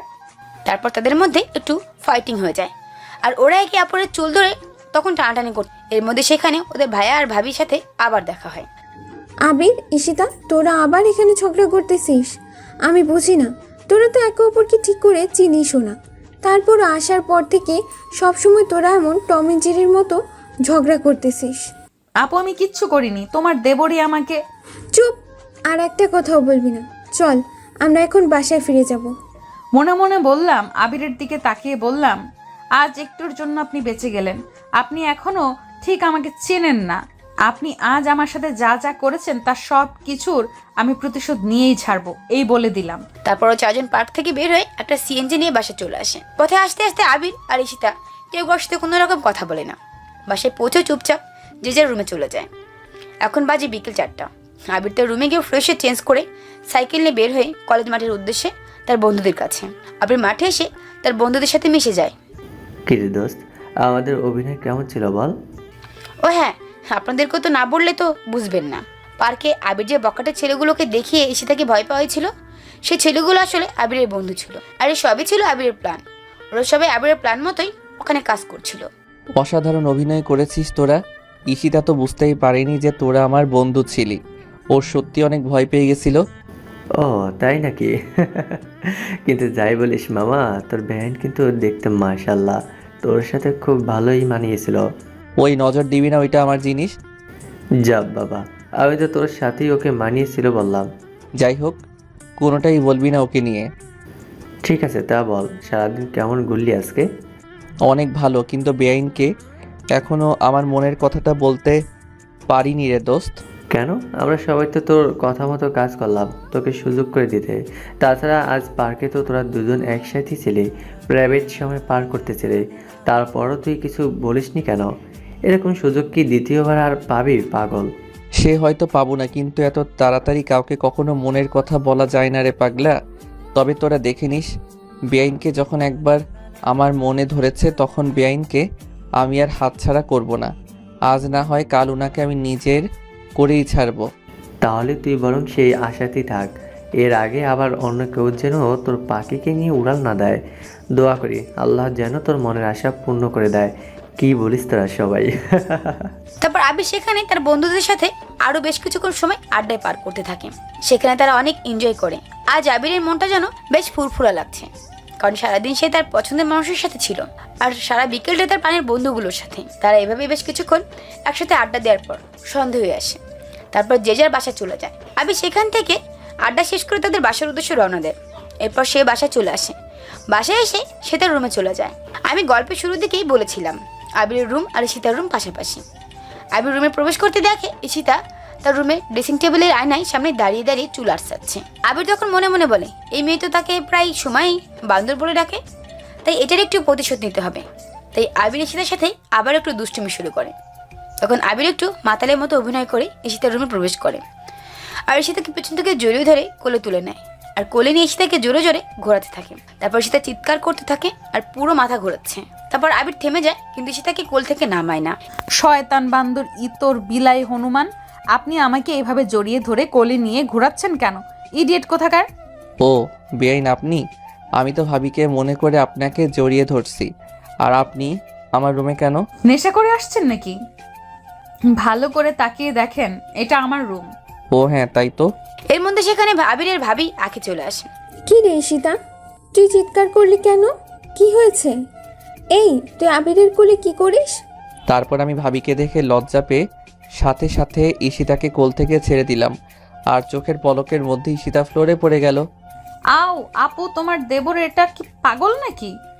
উনি কোথা থেকে হঠাৎ এসে আমাকে পেছন থেকে জড়িয়ে ধরে কোলে তুলে পাগলের মতো ঘোরাচ্ছিল আর বলতেছিল উনি নাকি তোমাকে ভেবে আমাকে জড়িয়ে ধরছে। হ্যাঁ ভাবি, আমি ভাবছি এইটা তুমি। আসলে তোমাদের দু বোনের হাইট তো একই সমান, তাই একটু কনফিউজ হয়ে গেছিলাম। সরি বেআইন সাহেবা। কিসের বেআইন? দেখুন, আমার কিন্তু এইসব একদম পছন্দ না। কিছু কিছু জিনিস নিজের পছন্দ না হলেও অন্যের জন্য সেটাকে পছন্দ করে নিতে হয়। আচ্ছা ভাবি, আমি গেলাম, তুমি তোমার বোনকে সামলাও। তারপর আবির ঠোঁটে শির বাজাতে বাজাতে দুলতে দুলতে ঈশিতার রুম থেকে বের হয় আর নিজের রুমে গিয়ে ডোর লক করে দেয়। আপু, তোমার এই বজ্জাত দেবর আমার সাথে কি করলো দেখলে? আমি এখানে আসার পর থেকেই উনি আমার পেছনে পড়ে আছে। আমি এইভাবে আর এখানে থাকতে পারবো না। এই বাসায় হয়তো উনি থাকবে, নয়তো আমি। তুমি আজকে ওনাকে বাসা থেকে বের করে দাও। দেখ বোন, এই বাসায় তোর যেমন অধিকার আছে তেমনি ওরও সমান অধিকার আছে। আমি তো কাউকে কিছু বলতে পারবো না। আচ্ছা, আমি দেখছি কি করা যায়। তারপর আখিও সেখান থেকে চলে যায় আর ঈশিতা তো রুমে বসে বই পড়তে থাকে। হাতে খাবার সময় হলে আখি, আবির আর ঈশিতা ওদেরকে ডেকে নেয়। তারপর তারা সবাই মিলে খাবার টেবিলে বসে একসাথে ডিনার করতে থাকে। প্রায় দিনের মতো আজও আবির খেতে বসে ঈশিতার পায়ে সুড়সুড়ি দিতে যায়, কিন্তু আজ ভুলবশত সেই ঈশিতার পায়ে সুড়সুড়ি দিতে গিয়ে তার ভাবির পায়ে পা লাগিয়ে দেয়। কি রে দুষ্টু, খাবার সময় দুষ্টুমি না করলে কি তোর হয় না? না মানে ভাবি, ওই বিড়াল। কোথায় বিড়াল? দুষ্টু একটা, চুপচাপ খাতো। ভাবি, আমার না খেতে ইচ্ছে করছে না, তুমি তোমার হাতে আমাকে খাইয়ে দাও না। আচ্ছা নে, হাঁ কর। তারপর আবির তার ভাবির হাতে খাবার খেতে থাকে আর তার ভাবিকেও খাওয়া দিতে থাকে। এসব দেখে ঈশিতার গা যেন একদম জ্বলে পড়ে যাচ্ছে, তো বসে কিছু বলে না। তারপর এভাবেই খাওয়া শেষ করে যে যার রুমে চলে যায় আর ঘুমিয়ে পড়ে। পরদিন সকালে ঘুম থেকে উঠে আবির ব্রাশ হাতে নিয়ে ছাদে যায়। ছাদে গিয়ে দেখে ছাদের এক পাশে দোলনা ঈশিতা চুপচাপ কেমন মন খারাপ করে বসে আছে। তারপর আবির ব্রাশ করতে করতে এগিয়ে গিয়ে ঈশিতার পাশে দোলনায় বসে। আবির ঈশিতার পাশে গিয়ে বসতেই ঈশিতা সেখান থেকে উঠে চলে যেতে নেয়। তখনই আবির পেছন থেকে ঈশিতার হাত টেনে ধরে বলে, কোথায় যাচ্ছেন বাবুর আম্মু আমার? এই বলে ঈশিতার হাত ধরে আবার ওকে আমার পাশে টেনে বসালাম। তারপর ঈশিতা এক ঝটকায় আমার হাতটা ছাড়িয়ে নিয়ে উঠে দাঁড়িয়ে বলল, সমস্যা কি আপনার? এইভাবে যখন তখন আমাকে টাচ করেন কেন? আপনাকে কতবার বলছি এগুলো আমার পছন্দ না। আপনি কি আমাকে অন্য সব মেয়েদের মতো মনে করেন নাকি, যে যখন ইচ্ছা তখন ফাজলামি করবেন? একটা কথা কান খুলে শুনে রাখুন, এরপর থেকে আমার সাথে যা করবেন ভেবেচিন্তে করবেন, না হলে কিন্তু তার ফল ভালো হবে না। এই কথা বলে ঈশিতা কান্না করতে করতে দৌড়ে ছাদ থেকে নিচে চলে গেল। আমাদের বাচ্চারা আবির, সেও বুঝতে পারেনি যে তার সামান্য একটু দুষ্টমিতে ঈশিতা এমন রিয়াক্ট করবে আর কেঁদে ফেলবে। যেখানে ওই কথাগুলো শুনে কান্না করার কথা আবিরের, সেখানে ঈশিতা নিজেই কান্না করে গেল। মুহূর্তের মধ্যে আবিরের হাসি খুশি মুখটা কেমন যেন কালো মেঘে ঢাকা আকাশের মতো হয়ে গেল। তারপর আবির ছাদে একা কিছুক্ষণ সময় পার করার পর একটা দীর্ঘশ্বাস ছেড়ে ছাদ থেকে নেমে নিচে চলে আসে। আবির ছাদ থেকে নিচে নেমে এসে তার রুমে প্রবেশ করতেই তার ভাবিকে সামনে দাঁড়িয়ে থাকতে দেখে। আবির, কাজটা কিন্তু তুমি মোটেও ঠিক করোনি। আমার ভাবতেও ঘৃণা হচ্ছে। ছি। আখি এগুলো বলে আবিরের রুম থেকে বের হয়ে যায় আর আবির সেখানে দাঁড়িয়ে দাঁড়িয়ে কান্না করতে থাকে। আসলে সে তার ভাবিকে খুব ভালোবাসে, একদম নিজের মায়ের মতো করে দেখে তার ভাবিকে, এবং তার ভাবিও তাকে নিজের ছোট ভাইয়ের মতো দেখে। আবির তার ভাবিকে খুব কাছের একজন মনে করে। আর আপনারা তো জানেনই যে কাছের মানুষের সামান্য একটু কটু কথাও মনকে কতটা কষ্ট দিতে পারে। যাই হোক, এবার আবির তার রুমের বিছানায় শুয়ে শুয়ে কিছুক্ষণ কান্না করতে থাকে। তারপর সে উঠে ওয়াশরুমে গিয়ে ফ্রেশ হয়ে নেয়। দুপুরে তার ভাবি তার রুমে খাবার সাজিয়ে রেখে যায়, কিন্তু আবির সেগুলো ছুঁয়েও দেখে না। রাতেও তার ভাবি তাকে অনেকবার খাবার খেতে ডাকে, কিন্তু সে যায় না। তারপর তার ভাবি খাবার নিয়ে তার দরজার সামনে চলে আসে। এসে দেখে ভেতর থেকে আবির রুমের দরজাটা আটকানো। আবির, দরজা খোল। কেন ভাবি? তোকে দরজা খুলতে বলছি। তারপর আবির উঠে গিয়ে দরজা খুলে দিয়ে দেখে তার ভাবি খাবারের প্লেট হাতে নিয়ে তার দরজার সামনে দাঁড়িয়ে আছে।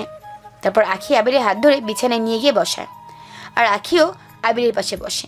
তারপর আবিরকে খাবার খাওয়ার জন্য জোর করতে থাকে। তুই সকাল থেকে কিছু খাসনি কেন? সকালে একটু বকেছি বলে আমার উপর রেগে আছিস ভাই? না ভাবি, রাখবো কেন? তুমি হলে আমার মায়ের মতো, আমাকে শাসন করার অধিকার তোমার আছে। আমাকে যদি তুই তোর মায়ের মতো ভাবিস তাহলে এখন ভাত খেয়ে নে হাঁ কর, আমি তোকে খাইয়ে দিই। তারপর আমি চোখের কোণায় জল মুছে ভাবির হাতে খাবার খেতে থাকি। তুই কেন তার পিছনে লাগিস? ও বিদেশ থেকে পড়াশোনা কমপ্লিট করে এসেছে, ওর চয়েস আলাদা, ওর ভাবমূর্তি আলাদা। তুই কেন বুঝিস না? আমি তোকে নিজের ভাইয়ের মতো মনে করি। আমি তোদের ফ্যামিলিতে আসার পর থেকে তোর যেভাবে খুশি আমি তোকে সেভাবেই চলতে দিয়েছি। সবসময় তোকে তোর স্বাধীনতা দিয়ে আসছি। আর তুই কান্না করছিস কেন পাগল? শোন ভাই, তুই এমন কিছু কখনো করিস না যাতে আমার মান সম্মান চলে যায়। ঈশিতা এসেছে অল্প কিছু দিনের জন্য, এরপরও চলে যাবে। ওকে হাসি খুশি মুখে বিদায় দিতে পারলেই আমি বাঁচি। তুমি নিশ্চিন্তে থাকতে পারো ভাবি, আমি কখনোই তোমার মান সম্মানে আঘাত করব না। এই তো আমার লক্ষ্মী ভাইটা। বলেই ভাবি আমার কপালে একটা চুমু দিল। হয়েছে, এবার ঘুমা তুই। তারপর আখি আবিরের রুমে লাইটটা অফ করে দিয়ে রুম থেকে চলে গেল। তারপর আবির ঘুমিয়ে পড়লো।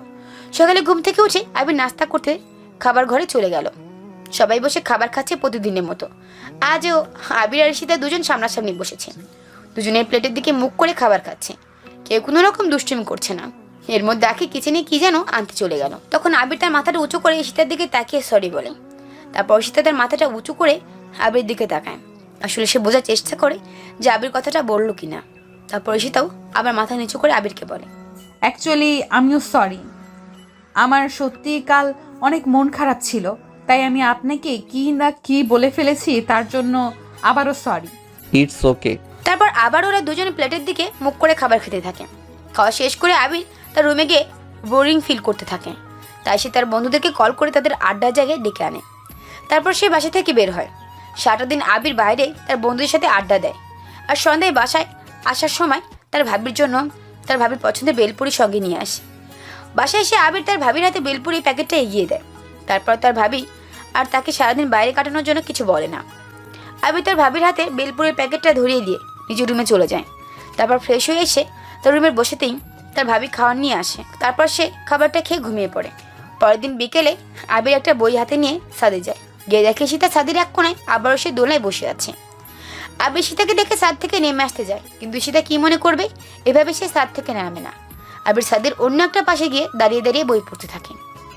দূর থেকে সীতা আবিরকে দেখতে থাকে, কিন্তু আবির ঈশিতার দিকে একবারও তাকায় না, কথাও বলে না। তারপর রাতে তারা একসাথে খাবার ঘরে টেবিলে বসে খাবার খেতে থাকে। তখন টেবিলের নিচে আবিরের পায়ের সাথে ঈশিতার পায়ে ধাক্কা লাগে। প্রথমবার পা লাগাতে আবির ভাবে ঈশিতা হয়তো অনিচ্ছাকৃতভাবে তার পায়ের সাথে পা লাগাচ্ছে, কিন্তু না, দ্বিতীয়বার আবারও আবিরের পায়ের সাথে পা ছুঁয়ে দেয় ঈশিতা আর মুচকি হাসতে থাকে। আবির বুঝতে পারছে না ঈশিতা কি ইচ্ছে করেই সবকিছু করছে নাকি অনিচ্ছাকৃত। তারপর আবির তার পা সরিয়ে নেয় আর খাওয়া শেষ করে তার রুমে চলে আসে। পরদিন সকাল সকাল ঘুম ভাঙে আবিরের। তারপর আবির প্রতিদিনের মতো ঘুম থেকে উঠে ছাদের দোলনায় দোল খেতে খেতে রোদ্দুর উপভোগ করতে চলে যায়, কিন্তু গিয়ে দেখে ঈশিতা সেখানে দোলনায় বসা। আবির এত সকাল সকাল ঈশিতাকে ছাদের দোলনায় বসে থাকতে দেখে আশ্চর্য হয়ে যায়। আসলে ঈশিতা তো এত সকাল সকাল ঘুম থেকে ওঠে না, তাহলে এখন এখানে কিভাবে? তারপর আবির ঈশিতার সাথে কোনো কথা বলে না। সে ছাদের এক কোণায় গিয়ে দাঁড়িয়ে পড়ে আর কিছুক্ষণ পর তার পাশে কাউকে অনুভব করে। তারপর আবির পেছন তাকিয়ে দেখে ঈশিতা তার পেছনে দাঁড়ানো। কি করছেন? কিছু না, এই বলেই আমি ছাদ থেকে নেমে আসলাম। এরপর আবির ছাদ থেকে নেমে আসে। হয়তো ঈশিতা তাকে আর কিছু বলতো, কিন্তু সে ঈশিতাকে আর কিছু বলার সুযোগ দেয় না। তারপর আবির ওয়াশরুমে গিয়ে ফ্রেশ হয়ে নেয় আর ব্রেকফাস্ট করে কলেজের উদ্দেশ্যে বের হয়ে পড়ে। বিকেলে সে বাসায় আসে।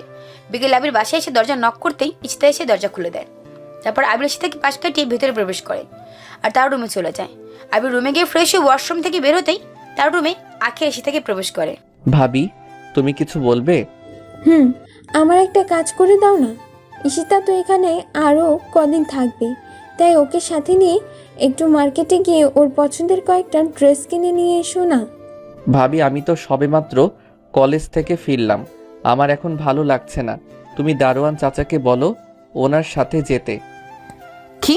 আমি দারোয়ান চাচার সাথে যাব শপিং করতে? চাই না, আমার লাগবে না কোনো শপিং করা। এই বলে সীতা রেগে হনহন করে আবিরের রুম থেকে বের হয়ে গেল। লক্ষ্মী ভাই আমার, প্লিজ যাও না ওর সাথে। আমি ওকে বাইরে একা ছাড়তে পারবো না। বাবা অনেক বিশেষ করে ওকে আমার কাছে পাঠিয়েছে। ওর কোনো কিছু হয়ে গেলে তখন আমি বাবাকে কি জবাব দিব বলো? আচ্ছা, ওনাকে রেডি হতে বলো। আচ্ছা, তুমি রেডি হয়ে আসো। তারপর আবির রেডি হয়ে নিচের ড্রয়িং রুমে এসে দেখে ঈশিতা সোফায় বসে আছে। ঈশিতা অনেক সুন্দর করে সেজেছে, কিন্তু আবির ওর দিকে একবার তাকিয়েও আর তাকালো না। আবির ঈশিতার কাছে যেতেই ঈশিতা উঠে দাঁড়ালো। তারপর তারা দুজনে বাসা থেকে বের হয়ে বাইরে এসে একটা রিক্সা নিল আর আবির রিক্সাওয়ালাকে একটি মার্কেটের ঠিকানা দিয়ে সেখানে ঈশিতাকে নামিয়ে দিতে বলল। আবির রিক্সায় উঠছে না। তারপর ঈশিতা একটু সরে বসে আবিরের দিকে হাত বাড়িয়ে দিয়ে বলল, আপনি যাবেন না? উঠুন, রিকশায় উঠুন, আর উঠতে না পারলে আমার হাত ধরে উঠুন। আপনার পাশে বসার অধিকার আমার নেই, আর আপনাকে স্পর্শ করা তো দূর। আপনি এই রিক্সাতে যান, আমি অন্য একটা রিক্সায় আপনার পেছন পেছন আসছি। আবির কথাটা বলতেই ঈশিতার মুখটা কেমন যেন পরিবর্তন হয়ে গেল। মুহূর্তের মধ্যেই মুখটা মলিন হয়ে গেল ঈশিতার। তারপর সে একটু ভারী গলায় আবিরকে বলে, দেখুন, আপনি এভাবে বললে কিন্তু আমি যাব না। আপনি আমার সাথে যাবেন আর আমার পাশেই বসে যাবেন, না হলে আমি যাব না। এই আমি রিক্সা থেকে নামলাম। তারপর আমি অনেকটা ভাবনা চিন্তা করে ঈশিতার পাশে গিয়ে একটু দূরত্ব বজায় রেখে বসলাম। কেউ কোনো কথা বলছি না। এরপর রিক্সা এসে মার্কেটের সামনে থামলো। ওদের রিক্সা এসে একটা মার্কেটের সামনে থামে। তারপর আবির রিক্সা ভাড়া মিটিয়ে ঈশিতাকে সাথে নিয়ে মার্কেটের ভিতরে প্রবেশ করে। আর বিভিন্ন দোকান ঘুরে ঘুরে ঈশিতা তার ড্রেস চয়েস করতে থাকে। এভাবে তারা 2 ঘন্টা শপিং করে। ঈশিতা আবিরের জন্য কিছু চয়েস করে দিতে চাইলেও আবির তা নিতে চায় না। উল্টো ঈশিতাকে অবহেলা করে প্রায় 2 ঘন্টা পর তারা শপিং শেষ করে মার্কেট থেকে বের হয়ে আসে। তারপর আবার একটা রিক্সা ডেকে নিয়ে তারা বাসার উদ্দেশ্যে বের হতে থাকে। বাসার সামনে এসে আবির রিক্সা ভাড়া দিয়ে আবির আগে আগে হেঁটে একাই বাসার ভিতরে প্রবেশ করে। কি রে, তুই একা যে? আমার বোনটাকে কোথায় রেখে আসলি? পেছনে আসছে। বলে তারপর আবির উপরে তার রুমে চলে যায়। আজ আবির আর ঈশিতার মধ্যে আগের মতো কোনো কিছু মিল হলো না। এমন আশ্চর্য পরিবর্তন দেখে আঁকি অনেকটাই অবাক হয়ে যায়। আবির উপরে তার রুমে চলে গেল। ঈশিতা বাসায় প্রবেশ করে। তারপর তার বোনের হাত থেকে শপিংয়ের ব্যাগগুলো নিয়ে কান্না করতে করতে দৌড়ে উপরে তার রুমে চলে যেতে থাকে। এই সবগুলো যেন আঁকির কাছে অদ্ভুত লাগছে। হঠাৎ কি হয়ে গেল এদের দুজনের? রাতে সবাই একসাথে ডিনার করার সময়ও আবির ঈশিতার সাথে কোনো রকম কথা বলতো না। কোনো রকম কথা বলা তো দূর, তার দিকে তাকালেও অবধি না। চুপচাপ সবাই ডিনার করে যে যার রুমে চলে গেল। আবির নিজের রুমে গিয়ে শুয়ে পড়ে, কিন্তু কিছুতে তখন রুমে ভালো লাগতেছিল না।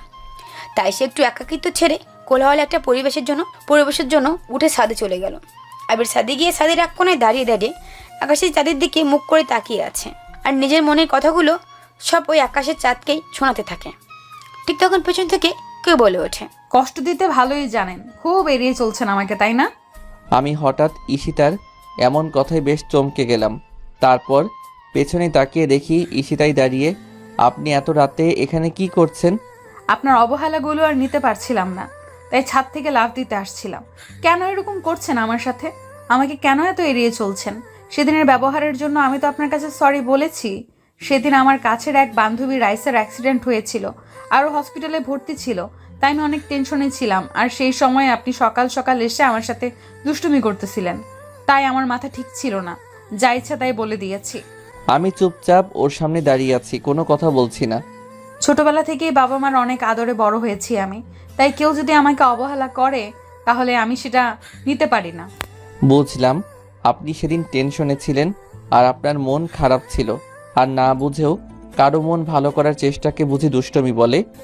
সরি, আমি আসলে বুঝতে পারিনি। ভাবির কাছে বিচার দিয়েছিলেন কেন? আমি আপুর কাছে বিচার দিয়েছি। থাকার মিথ্যা বলতে হবে না। জানেন তো, কাছের মানুষগুলোর সামান্যটুকু কথাও অন্তরে গিয়ে আঘাত করে। প্লিজ বিশ্বাস করেন, আমি আপুকে কিছু বলিনি। আমার বিশ্বাসে আপনার কি এসে যায়? যাই হোক, বাদ দিন। আমি এসব ভুলে গেছি, আপনিও ভুলে যান। তাহলে আপনি আমাকে আপনি কেন বলছেন? আর আপনি আমার কাছে আসছেন না কেন? এভাবে আমাকে এড়িয়েই বা চলছেন কেন? সবাইকে তুমি বলা যায় না, আর আপনার কাছাকাছি আসতে যে অধিকারের প্রয়োজন আছে সেটা আমার নেই। আমি রুমে যাচ্ছি। এত রাতে আমাদের দুজনকে কেউ ছাদে দেখলে খারাপ মাইন্ড করবে। আপনিও যান, রুমে গিয়ে শুয়ে পড়ুন। বলেই আমি ছাদ থেকে নেমে নিচের রুমে চলে আসলাম। পেছন থেকে ঈশিতা আমাকে ডেকে বলল, শুনুন। ঈশিতার কণ্ঠ যেন কেমন ভারী হয়ে আসছে, হয়তো এখন কান্না করে দিবে। ও আবির তাই সেখানে তার ডাকে আর সাড়া না দিয়ে নিজের রুমে এসে শুয়ে ঘুমিয়ে পড়লো। পরদিন সকালে ব্রেকফাস্টের সময় ঈশিতা তার বোন আঁকিকে আবিরকে দেখিয়ে বলে, আপু, সেদিন কি আমি তোমাকে ওনার সম্বন্ধে কিছু বলেছিলাম? না তো, কেন? তাহলে তুমি ওনাকে বকেছো কেন? তুমি জানো তোমার বকাতে উনি আমাকে এখন কতটা এড়িয়ে চলে। উনি আমার সাথে ঠিক করে কথা অবধি বলে না এখন। বারে, তুই তো সেদিন কান্না করতে করতে ছাদ থেকে নেমে আসলি। তারপর আমি ছাদের কোণে ওকে দিয়ে দেখি আবির সেখানে দাঁড়িয়ে। ভাবলাম আবির হয়তো তোকে কিছু বলেছে, তাই ওকে একটু বকে দিয়েছিলাম। কিন্তু দেখেছেন, আমি আপনার সম্বন্ধে আপুর কাছে কিচ্ছু বলিনি। বলেই ঈশিতা কান্না করতে করতে প্লেটে হাত ধুয়ে খাবারটা না খেয়ে টেবিল থেকে উঠে চলে গেল। আবির, তোমার আর ঈশিতার মধ্যে কি কিছু হয়েছে? না ভাবি, কিছু হয়নি। তারপর আমিও প্লেটে হাত ধুয়ে খাবার এঁটো করে সেখান থেকে উঠে বাসা থেকে বের হয়ে চলে আসলাম। আবির মন খারাপ করে বাসা থেকে বের হয়ে বাইরে আসতেই দেখে তার বন্ধু বাঁধন তাদের বাসায় আসছে। কিরে, তুই কোথায় যাচ্ছিস? আমি তো তোর কাছেই আসলাম। আমিও তো তোর কাছেই যাচ্ছিলাম। আচ্ছা বল, তুই কেন আসছিলি? কি দরকার? আমার তো নোট খাতাটা একটু দরকার। সেদিন ক্লাসের স্যার যে পড়াগুলো নোট করে দিয়েছিল সেগুলো আমি হারিয়ে ফেলেছি, তাই তোর খাতাটা নিতে আসলাম। আমি সেগুলো লিখে নিয়ে তোকে আবার ফেরত দিয়ে দেবো। ও আচ্ছা, তাহলে চল, ভেতরে চল। তারপর আবির তার বন্ধু বাদনকে নিয়ে বাসার ভেতরে আসে আর তাকে তার রুমে নিয়ে যায়। প্রথমেই বলছি, আবির ঈশিতার রুম পাশাপাশি। আবির তার বন্ধু বাদনকে রুমে নিয়ে যাওয়ার সময় তার বন্ধু ঈশিতাকে ওর রুমে দেখতে পায় আর জিজ্ঞেস করে, দোস্ত, ওই মেয়েটা কে? বিদেশি ম্যাম। ও বুঝেছি, ভাবি তাহলে তোর সামনের রুমই থাকে। চুপ শালা, চুপচাপ যেটা নিতে এসেছিস সেটা নিয়ে বিদায় হ। ফালতু কথাবার্তা একদম বলিস না। তারপর আবির তার বন্ধুকে তার নোটটা দিয়ে তার সাথেই বাসা থেকে আবারও বের হয়ে আসে। তারপর আবির বাঁধনের বাসায় এসে ওর সাথেই চলে যায়। আবির সারাদিন সেখানেই কাটায়। এরপর সন্ধ্যা হয়ে আসলে তার ভাবি তাকে কল দেয়। হ্যালো আবির ভাই, কোথায় তুই? সন্ধ্যা হয়ে গেল, এখনো বাসায় আসছিস না? তাড়াতাড়ি বাসায় এক্ষুনি। আসছি ভাবি। তারপর আবির তার বন্ধুদের বাসা থেকে বের হয়ে তাদের বাসার উদ্দেশ্যে হাঁটা দেয়। আর একটু পর সে তাদের বাসায় প্রবেশ করে। বাসায় প্রবেশ করতেই আখির আম্মু অর্থাৎ আবিরের ভাবির মা এসে দরজা খুলে দেয়। মানে তারা এখানে কিছুক্ষণ আগে এসেছে তাদের ছোট মেশি থেকে নিয়ে যেতে। তারপর আবির তার আন্টিকে সালাম করে তার সাথে কিছুক্ষণ কথা বলে ভেতরে তার রুমে চলে যায়। রাতে আবির নিচে খাবার খেতে যায় না। আসলে সে একটু লাজুক টাইপের। বাইরে থেকে কোনো অতিথি কেউ আসলে তাদের সামনে খুব একটা বেশি যায় না আবির। তারপর তার ভাবি আখি আবিরের রুমে খাবার সাজিয়ে দিয়ে যায়। আর আবির সেগুলো খাওয়া শেষে বিছানায় শুয়ে শুয়ে রেস্ট করতে থাকে। তখন হঠাৎ কেউ তার রুমে এসে ভেতর থেকে দরজা বন্ধ করে দেয় আর তার সামনে এসে দাঁড়ায়। তখন আবির তাকিয়ে দেখে ঈশিতা। আপনার এত অহংকার কেন? কি বলতে চাও? আমি কখন অহংকার করলাম? কেন এমন করছেন আমার সাথে? কেন এত অবহেলা করছেন? কিসের শাস্তি দিচ্ছেন আমায়? আমি আর পারছি না। কি বলছো এসব? কে তোমাকে অবহেলা করলো? আপনি? শুধু শুধু আমাকে মিথ্যা দোষ দিচ্ছ। আমি কেন তোমাকে অবহেলা করব? আমি তোমার কে? কি বললেন? আপনি আমার কেউ না। না, তা বলছি না, আমি তোমার বেয়াই আর কি। কেন, আপনি কি আমাকে ভালোবাসেন না? এর মধ্যে আবার ভালোবাসা আসলো কোথা থেকে? কথা ঘোরাবেন না, যা বলছি সেটার উত্তর দিবেন। কিসের উত্তর? তুমি কি বলতেছো কিছু তো বুঝতে পারতেছি না। মন খারাপ হয়ে যাচ্ছে কিন্তু, এখন কিন্তু কান্না করে দিব। সে যাই করুন, কিন্তু এখন রুমের দরজাটা আগে খুলে দিন। বাসায় সবাই আছে, কেউ ভুলেও যদি আমাদেরকে একসাথে এক রুমে টের পেয়ে যায় তাহলে মান সম্মান বলতে কিছুই আর থাকবে না। বলেই আমি দরজার দিকে যেই দরজাটা খুলতে এগিয়ে যাব তখনই পেছন থেকে ঈশিতা আমার হাত ধরে এক ধাক্কা দিয়ে আমাকে বিছানায় শুইয়ে দেয়। আমি ছোটবেলা থেকেই আমার আম্মুর কাছে একটা কথা শুনেছি, বড়রা ঠিকই বলে সোজা আঙুলে ঘৃণা উঠলে আঙুলটা বাঁকাতে হয়। এবার আমাকে সেই আঙুলটাই বাঁকাতে হবে। এই আমি তোমাকে কি করেছি? আপনি কিছু করেননি, কিন্তু এখন আমি অনেক কিছু করব। এখন আমি একটা ছোট্ট করে চিৎকার করব আর তারপর আপনার সব অহংকার শেষ হয়ে যাবে। হি হি হি। আরে কি আশ্চর্য, আমি কি করেছি? কিছুই তো করেননি। তাহলে এসব কি বলতেছো? তাহলে বলেন, আপনি আমাকে ভালোবাসেন আর আমাকে সোজা বিয়ে করবেন? তুমি কি পাগলি হয়ে গেছো? আমি তোমাকে বিয়ে করব কেন? তাছাড়া আমার তো এখন বিয়ে করার সময় হয়নি। এখন করতে হবে না, যখন সময় হবে তখন করবেন, আর ততদিন আমার সাথে প্রেম করবেন। তুমি ভাবির বোন হও, আমার বেআইন। আমি তোমাকে বিয়ে করব কেন? দেশে কি মেয়ের অভাব পড়েছে নাকি? না, সে হয়তো পড়েনি, কিন্তু এই কয়দিনে আপনি আমাকে আপনার মায়ে জড়িয়ে ফেলেছেন। আমি আপনাকে ভালোবেসে ফেলেছি। সুতরাং আপনি আমাকে বিয়ে করবেন আর সারা জীবনের জন্য আপনার পাশে থাকার একটা লাইসেন্স করে দেবেন। আমাকে 2000 পাগলা কুত্তা একসাথে কামড়ালেও আমি তোমাকে বিয়ে করব না। ও তাই নাকি? তাই তুমি যা পারো করো। তাহলে 3000 পাগলা কুত্তা রাখা লাগবে না। আমি এখনই একটা জোরে চিৎকার করতেছি। এখন বাসায় আমার আব্বু আম্মু আর আপনার ভাইয়াও আছে। তারা সবাই এসে আমাদেরকে একসাথে দেখে জিজ্ঞেস করলে আমি বলবো আপনি আমাকে, বিষয়টা নিশ্চয়ই বুঝতে পারছেন আমি কি বোঝাতে চাচ্ছি। কিন্তু সেটা তো কেউ বিশ্বাস করবে না, কারণ আমি তো তোমাকে কিছু করিনি। সেইটা তো আপনি আর আমি জানি, অন্যরা তো জানে না। কিন্তু তুমি এরকমটা করতে পারবে? আমি আপনাকে পাওয়ার জন্য এর চেয়েও বড় কোনো কিছু করতে হলেও সেটা করতে পারবো। প্লিজ পাগলামি করো না, এখন যাও, অনেক রাত হয়েছে। তাহলে বলেন, আপনি আমাকে ভালোবাসতেন? না, বলবো না। ওকে আপু, দুলা ভাই, আম্মু। এই কি করছো? বলছি। লক্ষ্মী ছেলের মতো এবার বলেন। I love you. আমি ইংরেজি বুঝি না, বাংলায় বলেন। আমি তোমাকে ভালোবাসি, আমি তোমাকে ভালোবাসি, ভালোবাসি, হইছে? হ্যাঁ, এবার আমাকে আপনার বুকে নেন। এই না না, তা পারবো না। ওকে, তাহলে আবার চিৎকার করি। দূর, আমি কেন যে আজকে বাসায় আসলাম। আসো, বুকে আসো, তোমাকে চাপ দিয়ে মেরে ফেলি। আমি তোমার বুকে মরতেও রাজি, বললেই আবিরকে জড়িয়ে ধরলাম, তারপর ওর গালে আর ঘাড়ে কিস করলাম। হয়েছে, এবার যাও আমার রুম থেকে। ওকে, যাচ্ছি, তবে খুব শীঘ্রই আমি এই রুমটাকে নিজের রুম বানিয়ে নিব। মানে? মানে আমি অতি শীঘ্রই আপনার এই রুমটাকে দখল করে নিব, সাথে আপনাকেও।